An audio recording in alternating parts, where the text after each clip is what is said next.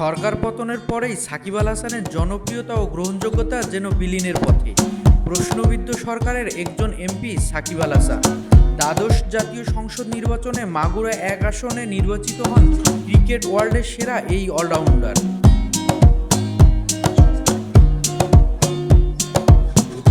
সমালোচনা তো সেখানেই, যেখানে দ্বাদশ জাতীয় নির্বাচন ছিল ভোটবিহীন অবৈধ নির্বাচন, সেখানে সাকিব আল হাসান তো প্রশ্নবিদ্ধ হবেন, এটাই স্বাভাবিক।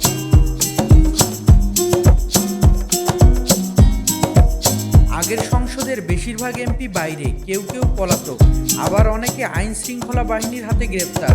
সাকিব আল হাসান সরকার পতনের পর ফিরেননি দেশে, খেলছেন দেশের হয়ে অ্যাওয়ে সিরিজ। ভারত সিরিজের পর বাংলাদেশের হোম কন্ডিশনে সিরিজ দক্ষিণ আফ্রিকার বিপক্ষে। কিন্তু জনমনে প্রশ্ন, দেশে ফিরবেন তো সাকিব আল হাসান, খেলবেন তো এই সিরিজ?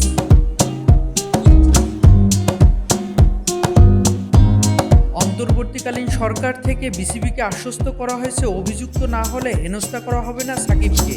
তাই দক্ষিণ আফ্রিকা সিরিজেও খেলার কথা জানিয়েছে বিসিবির ক্রিকেট অপারেশন ইনচার্জ শাহরিয়ার নাফিস।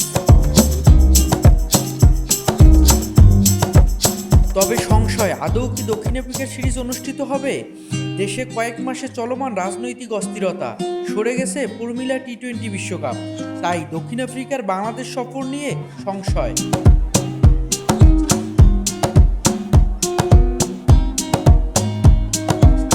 তবে সেই সংশয় এখন নেই, কারণ দক্ষিণ আফ্রিকার প্রতিনিধি দলকে যে মহড়া বা প্রস্তুতি দেখানো হয়েছে, তাতে এই সিরিজ না হওয়ার সম্ভাবনা নেই বলে জানিয়েছে বিসিবি।